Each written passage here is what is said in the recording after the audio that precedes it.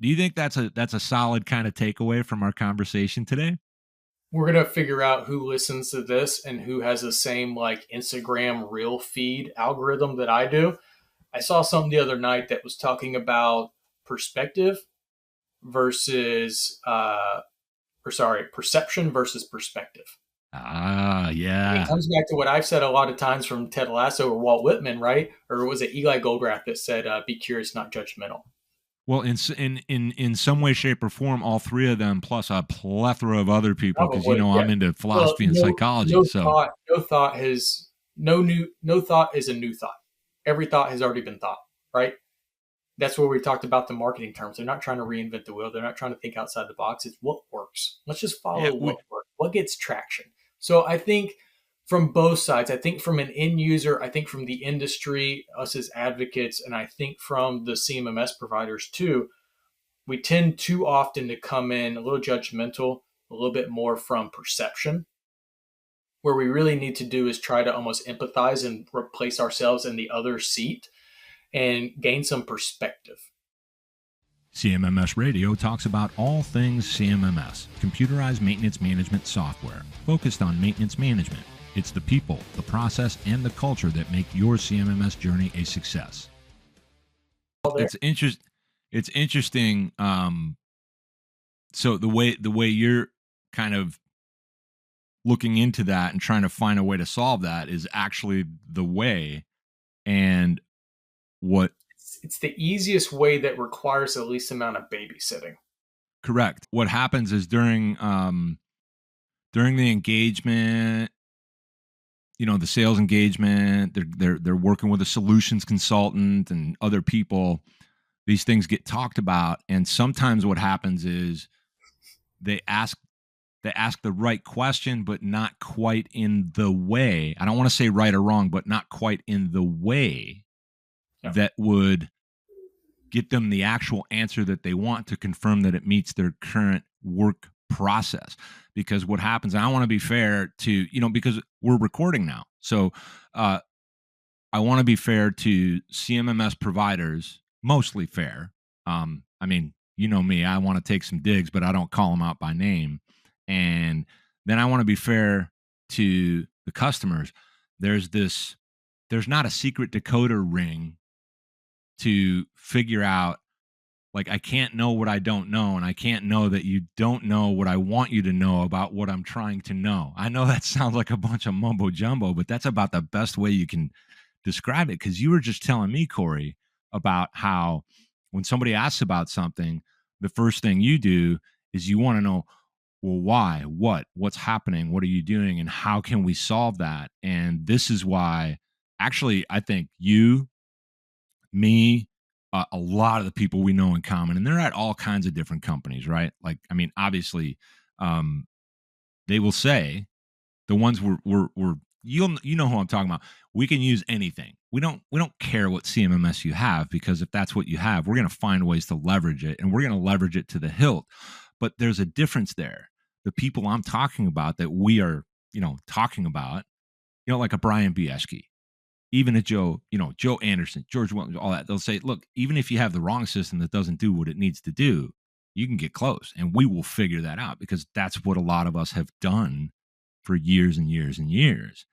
So I don't know that we're going to solve this. I just love talking about the reality of the experience on both sides.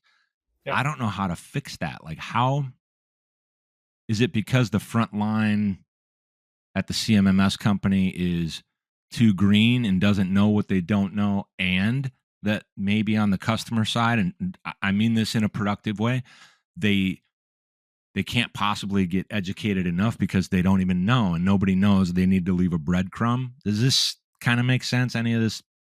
It does. And I think, like we said, it's both, right? Both sides are a little bit of the problem here. I can say this from both being an end user and now on the CMMS side. Again, I do like to ask a bunch of why questions and dig in. Time permitted, I don't always have the time. So sometimes I'm trying to flush out the personality and the persona of who I'm talking to. And is this a yes, no question, or is this, let's dive into this process? And That's on us at times. Sometimes people in my industry are too green to know when it's a dig in question versus a yes no. You have to anticipate another step or two, right? You have to know where they're going with this question to be able to answer it truthfully.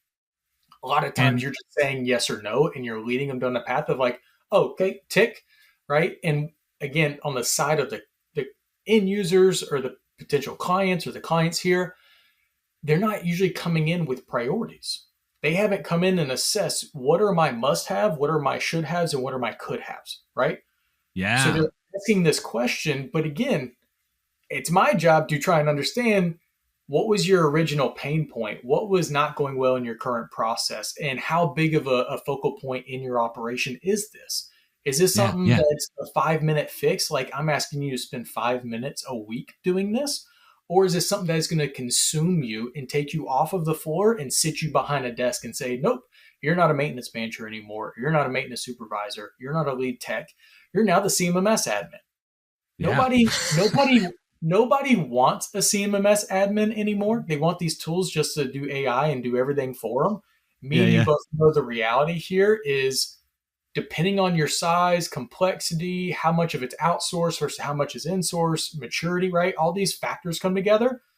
At some points, it is advantageous to have someone who owns the CMMS, not just from an administrative standpoint, knows the functions of the tool, communicates that to the team as the business owner. But sometimes there are going to be more people interacting with the CMS on a daily basis from an administrative side than there are the end users. So yeah. again, you were talking about a small maintenance team before this. Let's say one maintenance manager and 2 to 3 technicians at a small manufacturing facility. I would, None of those 3 or 4 people honestly can justify spending probably more than 2 to 3 hours a day behind a desk. of course, and then on top of all that, with everything that you were saying, I was just imagining, the reality of any of these organizations utilizing CMMS platforms. There are people in leadership that couldn't, even if you cornered them, they couldn't tell you what CMMS they actually have that they might have had for a long time. They do not. And I sometimes am a little too righteous, like, oh, leadership, you got to know this, that, and the other. But if you take a little step back, it's like, damn, how on earth could somebody know that? You can't really actually know everything about your company when you go from just the basic startup days, and now you're structured out. You're doing other things. Like once you have a team in place and you're empowering people, you're kind of like, all right, that's kind of handled, and I'm going to go do this and this. So I'm leaving a little bit of space there to be less harsh and less like brutal. Now the ones that are just flat out not caring, they can't spend 5 minutes every once in a while. But getting back to what you were saying, this is the thing. Like when people want to leverage technology to do better, they also don't want that technology to become yet another potential bottleneck, time suck. We hear that. And they're trying to get the technology to eliminate other things that do that same thing, like lots of break fix. Ooh, fun. Now, some environments should, in fact, be break fix. So that's another rant that I have is a lot of companies out there are talking about break fix is your biggest problem. Would you agree that there's such thing as environments where you should be running things to failure because it wouldn't make sense otherwise, maybe based on the cost of the asset, or that it only takes 22 minutes to replace, a $300 motor and you're back up and running in no time? Yes. So run to fail is a valid maintenance strategy when assessed by the business, when they have gone through, let's say, an asset criticality analysis. Mm-hmm. So they understand the cost of, or consequence of failure, probability failure, cost of failure, right? Mm-hmm. Again, if I have off the shelf, motors or compressors or whatever else, and the parts are literally sitting on the shelf at Fastenal right down the road, and it's a relatively cheap fix. It's not like a single point of failure. You don't want to cover the overhead of certain things. Like these are decisions that businesses make, and there's a cost benefit analysis that must go into it. Where people have the issue is we've gone 20 years running things to failure, and we've never reassessed, is this still the applicable and most cost effective strategy. This is why I've said for a long time, assessing run to failure is a valid maintenance strategy, but something we did in the military, in the Navy specifically, is every year, every asset in your work center was required to be validated. So there was a different tool that we had to go through and assess, even down to a valve, right? A valve on a water main or LP or HP air supply, right? Everything in my compartments that I owned, I had to go through a certain percentage every month and validate this is still the serial number, this is still here, it's still at this frame number on the whole of this ship. And then I also have to list the maintenance programs, the MIPS and the MRCs particularly, that covered the maintenance of that piece of equipment. So again, reassessing and validating, I own this equipment. It is still here fixed to the ship, and I am still acknowledging its existence, and I am responsible for maintaining it, or I am maintaining it. I've got a question about that. So, and I know we're covering a lot of random stuff. There's no structure here. It's Friday, man. We're just having fun. We're ranting before you hit the record button. So yeah, no kidding. I'm glad that wasn't recorded.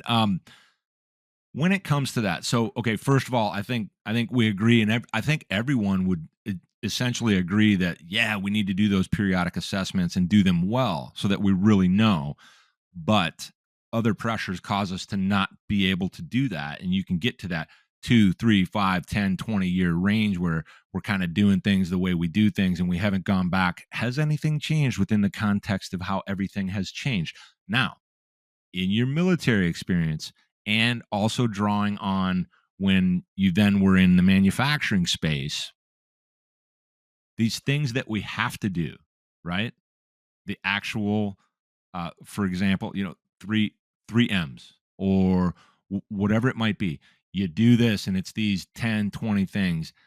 It's like when you're going to inspect a piece of equipment before you even fire it up and use it, you just simply have to do that.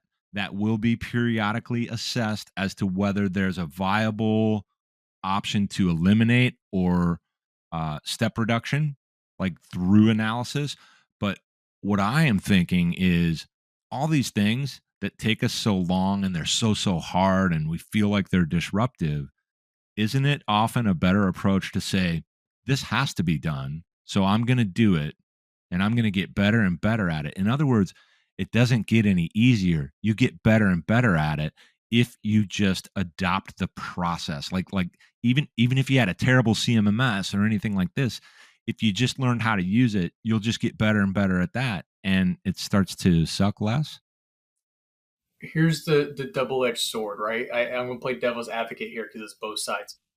That's why we talk about like an asset management plan or strategic asset management plan at times. The military is really good at programs, policies, and doctrine, right? So there are policies established at the command level or above the command level. Again, for my Navy people, your ISIC or your combatant commanders, right? That say you must do these things. Now, the same problem that we had in the military with leadership turnover, I think is still in play at larger manufacturing sites where key leadership positions are more of a stepping stone in people's careers, right? Like they rotate through different positions for a set period of time until they're eligible and get the next promotion, right? So run to fail for 20 years isn't one person just too busy to do anything. It's people constantly coming in and kind of reinventing the wheel and creating new priorities. And we don't have anything formally established that says like, hey, these are the things I must have and I must continue to do, or I must be the one to put my foot down and say, we're no longer going to do this because I don't think it's beneficial. But you would still have to show why. God, this is where I got in trouble. So much in the military, even as a young enlisted, is requiring documentation, right? It's like the conveyance of risk, right? Mm-hmm. George had it with Reliability X, the permission to fail form, right? So I think it was Tor Idhammer that said, no valid maintenance job can be ignored or deferred, right? You're accruing deferred maintenance and you're incurring risk at that point, right? So keyword being valid. Exactly. So if the company has gone to the point of establishing PM routines in their CMMS, right, after they formulated like an asset management plan or a maintenance management policy at that organization, they say, hey, these are the things we will do. This is our established criticality matrix. These are the assets that fall under those, right? And they have these kind of mechanisms to control and keep some standardization there. I require things to be documented a lot, right? If I had a policy that said you are not to do a certain type of evolution that is extremely dangerous or sensitive and may potentially cause the life of humans, right? And I was being told to my face to not ignore that and do something else, I'd hand them a piece of paper. It's called Memorandum of Understanding. It's like, we will document this. We will document that you, in your leadership position, know the risk, know the policy guiding you not to do this, and yet you still want me to continue. I'll do it. See, I'm dumb enough, but there's gonna be documented somewhere. So again, same thing. If we're doing like a PM optimization and we're looking at those PMs and we're looking at the effectiveness of them and they're no longer effective, we found that there's a better, more efficient way of doing those. Yeah, let's go through and document that change process. Now we get into management of change a little bit. And let's start, doing some different things. I wish people don't want to do documentation because then they feel like they're held to it, right? In the military, we're held to our documentation. It becomes a standard. It's like it's a binding doctrine or guidance at that point. It's like Pirates of the Caribbean, right? It's like you broke the rules. They're merely guidelines. That's how some people feel. Man, every time we talk, Corey, it doesn't matter if it's on the podcast or not. There's always something where I might come up with, oh man, I'm seeing this, I'm frustrated with it. And then we talk it out and all of a sudden I'm starting to see it differently. Doesn't mean next week or tomorrow I'm not going to have the same issue, but this is why the conversations matter. And something that's come up this week was this kind of idea in some of the other conversations I've been having, unrecorded, of course, unfortunately, but also by design, where why is the messaging and everything we're always talking about essentially the same? And I say, well, there's some nuanced difference, but the reason is the things that we don't want to happen are going to keep happening. They just are, right? It's kind of like life. There's going to be problems, and you just have to know that you're going to be dealing with problems. This idea of, and I'm segueing. This might not be the cleanest segue, but this idea that we're going to prevent things or maybe even eliminate downtime or all this kind of stuff, it's a great idea, and maybe it exists in some fantasy land. I don't know. The idea is that you have that as a strive, knowing that you're not going to hit that 100%. And I think I'm talking more about what I see out there in the way of marketing and buzzwords, and then how it really works and how we, like us in the industry, there's a group of us. I don't know how big it really is, right? I don't know everybody. Nobody does. We want to change that somehow, some way. And that's why the message seems to be very similar. Every time we talk, all the problems seem to be the same, because we're not going to discover anything new. It's not like somebody's going to go, oh, wow, for the last, since the 1960s, we forgot about this one thing that a CMMS should and could do. You and I were actually bantering about that, right? So I think that's what I'm really asking about is this idea that we can prevent failures or even predict them or eliminate downtime. Are those real, or is it misconstrued and also overhyped by the providers? Can it be both at the same time? Could it Interesting. be both overhyped? Some of what you're talking about when downtime becomes like an annual buzzword, right? It has a seasonality to it. When that starts coming up, you'll notice they're generally not saying reduce unplanned downtime. They're just saying downtime in general, right? And then they're often quoting studies done in, let's say, continuous process and highly regulated industries. So automotive particularly, and then also potentially life sciences, pharma, that type stuff, right? Yeah, medical devices. Where the cost of the downtime and the interruption to those processes is so significant. That's where you see the $200,000 an hour or whatever, right? That's the stupid number that comes out. I ask a lot of times when people tell me we want to reduce downtime. Okay, what does downtime cost you per hour on your most valuable line or piece of equipment? And they're like, we haven't figured out that cost yet.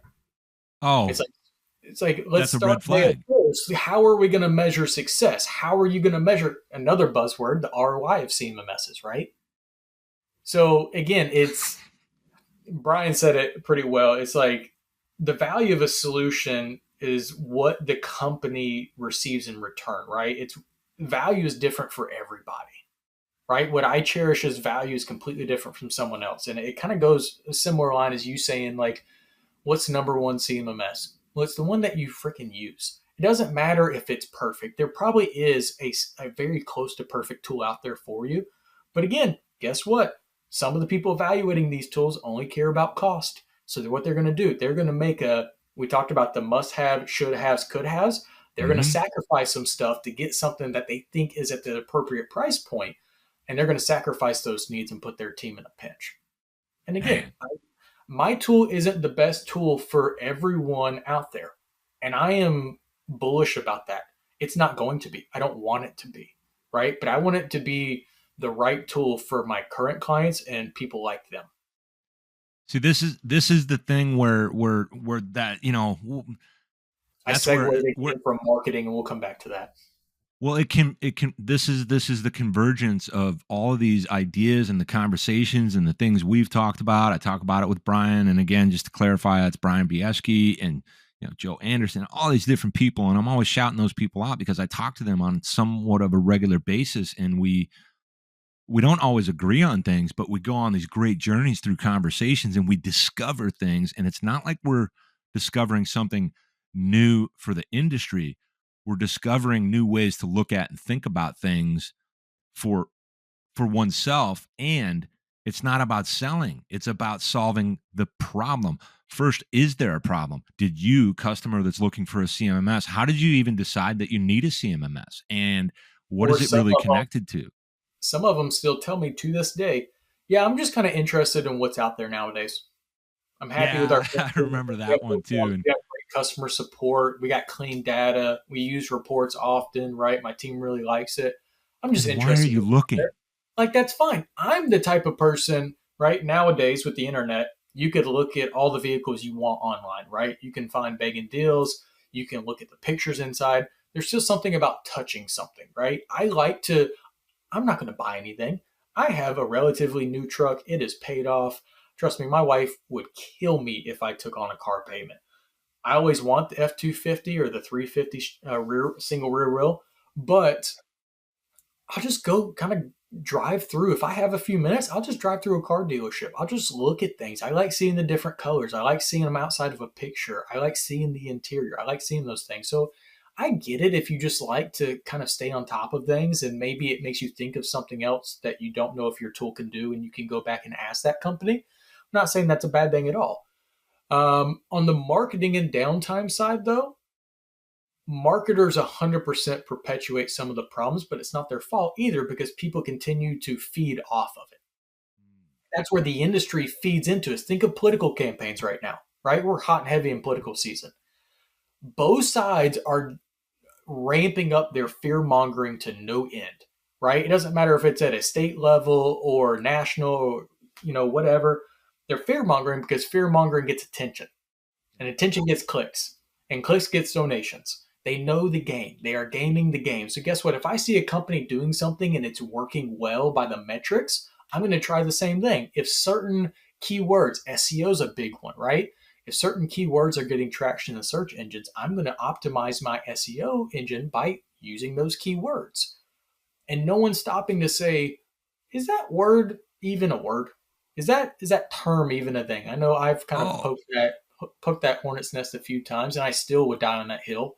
But I think it's both. But again, just like you and I talked the other day, marketing is going to do what marketing does, right? The people like myself, like you, like Joe, like Brian, like George, like XYZ other person related to these industries that's turned a wrench for a living. Then you have those people that are on one end saying, like, that's not how it really works down here. Like, it's great you got all your fluff, but that's not how it works. We know how it works. I think we actually need to be somewhere in the middle. I think we should be open and receptive to these terms at times, or the change, like AI and the use of AI in CMMSs. But we need to do so to find a common ground and find actual value, and find where the rubber actually meets the road, instead of just spinning our wheels. And at times it feels like we on the industry side are too resistant to new ideas or new way of doing things, because we think we've already kind of figured it out pretty well. And people are really smart on the outside trying to find innovative ways to solve problems in maybe a more efficient manner. But that's where we have to bring in, like, hey, this is how things actually unfold from an effectiveness standpoint. Like, it's great you got all these sensors, but are we actually monitoring, like, the failure mechanisms of the equipment to prevent functional failure of certain equipment by addressing the failure mode? Or are we just IoTing up, saying, hey, if I put this tri-axis vibration monitor, I put 4 of them, and I mount them to fan guards, right? It'll work. And again, it happens. We see the pictures. Some of the pictures, to be fair, I'm talking to you, Matt. Me and him we'll share like pictures back and forth of sensor mounters, and you can tell if you really look at it, it's photoshopped. Well, yeah, we're going to talk about that, because Matt's I say no, it's not. I'm sure his phone is full of nothing but incorrect sensor mounts. Oh yeah.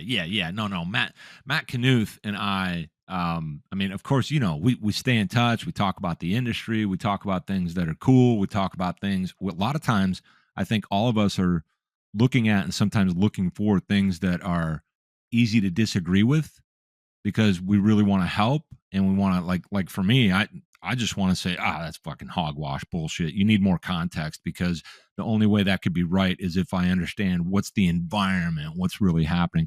And I don't know any better than anybody else. There's tons of people that know more than me. But what I'm hearing from our discussion today is sometimes we've got to recognize our own, wherever we sit on whichever side, whichever department at a CMMS, whichever department at a company that leverages CMMS and other technologies and sensors, sometimes we have to recognize our own dogmatic thinking, and that we're actually falling into confirmation bias because we want to find things to criticize. And sometimes that clouds our vision in a way that we don't recognize. So that's going to be our wrap-up point. Do you think that's a solid kind of takeaway from our conversation today? We're going to figure out who listens to this and who has the same like Instagram reel feed algorithm that I do. I saw something the other night that was talking about perception versus perspective. Yeah. And it comes back to what I've said a lot of times from Ted Lasso or Walt Whitman, right? Or was it Eli Goldrath that said, be curious, not judgmental? Well, in some way, shape, or form, all three of them, plus a plethora of other people, because I'm into philosophy and psychology. No thought is a new thought. Every thought has already been thought, right? That's where we talked about the marketing terms. They're not trying to reinvent the wheel. They're not trying to think outside the box. It's what works. Let's just follow what works. What gets traction. So I think from both sides, I think from an end user, I think from the industry, us as advocates, and I think from the CMMS providers too, we tend too often to come in a little judgmental, a little bit more from perception. Where we really need to do is try to almost empathize and replace ourselves in the other seat and gain some perspective. And that's where asking questions could help. Not just giving yes, no's for the sake of yes, no's, because we're trying to power through this and get your XYZ contract over the line, right? Actually answer the question and answer the question truthfully. And do it with some perspective that you don't want that person mad at your solution coming back to your support team banging down the door. Like, set yourself and them up for success. That's a mic drop moment right there, brother. Thanks for the convo today. Yeah, man. Did you find this episode helpful? Please send us some feedback, suggest a topic, or ask a question. Reach out to CMMS Radio if you need a co-pilot on your CMMS project. Visit CMMSradio.com and use the What's on Your Mind link. Thank you for tuning in to CMMS Radio, your resource for all things CMMS, from selection to implementation, to help you make better choices, learn from industry experts, and have a successful CMMS journey.